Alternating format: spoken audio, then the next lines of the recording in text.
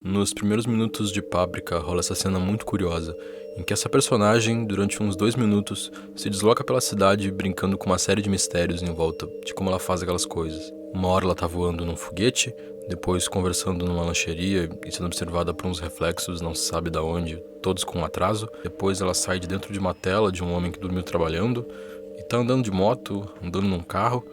Então, finalizando esse início do filme, vira outra pessoa.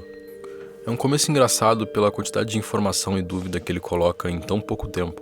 Ele introduz esse clima de confusão onírica que vai ditar o tema do resto do filme.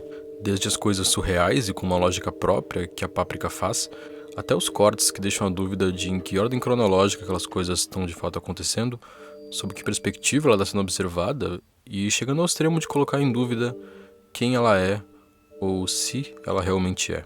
Páprica é um filme que funciona muito através desses simbolismos de sonho. Simbolismos numa forma bruta, grosseira, como se ainda não processados pela mente consciente. O Satoshi Kon parece bastante obcecado com a ideia de dualismo. A dualidade entre sonho e realidade que existe em Páprica não foi a primeira vez que eu tive contato com essa obsessão, mas num outro filme do diretor. Perfect Blue é um filme confuso. Ou melhor, confuso não é bem a palavra, mas ele é um filme que faz você se sentir confuso. O filme acompanha a Kirigoi Mima, uma dessas idols de uma banda de meninas do Japão, conforme ela abandona esse grupo e tenta se tornar uma atriz. Todo esse contexto de idol é bizarro e inicialmente já salta aos olhos um monte de dualidade que está presente ali.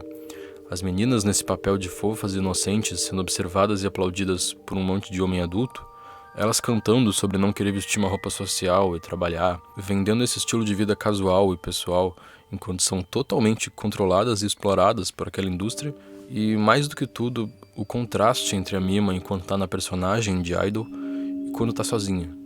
Existe um cuidado muito grande de deixar aquele ambiente pessoal, desde as cores confortáveis até vários detalhes e toques de um lugar que parece realmente estar vivo e ser ocupado por alguém. Essa segurança e conforto é a primeira coisa a ser violada.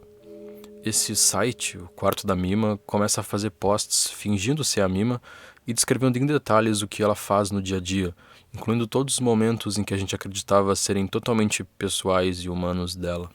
E daí pra frente o filme introduz essa paranoia constante, em que basicamente todos os momentos da Mima sozinha nunca estão isentos de algum foco de tensão, uma presença e um olhar opressivo que é meio incorporado no personagem do Stalker assustador, mas é muito maior do que aquilo. O que a gente acompanha daí pra frente é um processo sofrido de destruição da personagem. Uma destruição que é observada de uma perspectiva muito clara, que não por acaso se confunde em vários momentos com a nossa. A pressão que a Mima sofre do fandom, o estresse dos problemas estruturais que ela enfrenta no novo trabalho de atriz, a nostalgia do sucesso como cantora pop e o olhar constante e opressivo fazem com que ela gradualmente desenvolva depressão e mais tarde se tornando incapaz de discernir o presente e a realidade, dos sonhos, a paranoia e o trabalho como atriz. O filme é incrível representando esse processo. Em um certo ponto, muitas regras para se seguir de forma a estruturar cronologicamente a narrativa são distorcidas conforme a Mima vive num estado entorpecido, apático às sensações, em que ela acorda, mas não se sabe exatamente se o que estava acontecendo antes do corte era um sonho ou se de fato aconteceu, mas ela só não reage mais emocionalmente ao que acontece em volta. O auge desse processo de fragmentação da identidade da Mima e, consequentemente, da realidade, culmina nela sendo assombrada por ela própria. Uma versão perfeita e com roupa de idol que, com o tempo, tenta tomar o lugar dela. O mais curioso é como esse contraste entre a Mima de verdade e essa imagem que tenta tomar o lugar dela lembra muito toda a fixação com naturezas dualísticas do Satoshi Kon, que eu falei antes, mas num olhar mais calmo, meio que não é exatamente assim. Parece ter um rompimento significativo na representação dele, desse dualismo. Pegando na concepção do Freud, por exemplo, que claramente é a referência de vários dos outros dualismos de Satoshi Kon, esse outro, ou duplo, parte de um elemento que está estabelecido na mente, mas se alienou dela por um processo de repressão por parte da pessoa, e que reaparece na vida adulta em momentos de conflito. Mas no caso aqui, a outra Mima não é algo que parte de uma repressão dela sobre algum elemento, ou de um evento traumático em específico. Esses questionamentos a respeito da identidade dela já estão presentes de forma menos direta desde o início do filme, antes dos eventos traumáticos-chave e depois de ela aceitar de fato que seria uma atriz e não uma idol.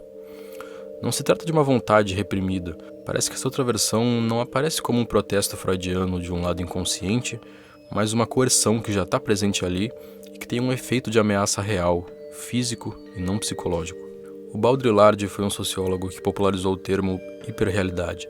No Simulacro e Simulação, ele argumenta que numa cena cultural saturada de cópias e simulações, ocorre uma mudança em que essas imagens não são mais reflexos da realidade. No contexto de capitalismo tardio, a cópia se torna algo mais do que uma abstração. Ela vira algo que não precisa estar ancorado na realidade e pode efetivamente competir com ela. Um exemplo pode ser o consumo de pornografia. Mesmo a pornografia não sendo uma descrição precisa do sexo, bem longe disso, na verdade, para o consumidor, a realidade do sexo se torna algo não existente. A pornografia, no processo de exploração do corpo, trabalha com uma lógica de desempenho, a exposição máxima, a retirada de todo véu possível, o que na verdade é a negação de todo o significado do sexual. Mas mesmo assim, no contexto de hiperrealidade, o sexo que gradualmente se torna a simulação e a pornografia se torna o sexo. Perfect Blue parece desde o início muito preocupado com a exposição e o tipo de olhar e perspectiva que foca nas meninas. De que forma essa exposição vai criando uma figura bizarramente distorcida. Tudo que é pessoal, individual, tudo que é coberto por um véu e representa a verdadeira mima, é direta ou simbolicamente violado, conforme a simulação da mima, uma materialização da necessidade de desempenho e do fetiche coletivo do olhar masculino, toma de fato tudo que é dela. A sensação de absoluta impotência diante dessa ameaça é de verdade muito desconfortável. No Simulação e Simulacro, o Baudrillard conclui como não existe uma forma de corrigir aquilo. A oposição moderna entre realidade e não realidade não tem como ser restaurada. Deixa de ser uma questão de reconhecer uma representação falsa da realidade, mas sim de esconder que o real não é mais real. Meu nome é Otávio e o vídeo de hoje fica por aqui. A gente só consegue manter esse conteúdo semanal aqui no canal graças à nossa campanha de financiamento no Apoia-se. Então, se você gosta do canal, dá uma olhada lá. Lê a descrição que sempre tem coisa importante nela. Muito obrigado pela atenção e até mais.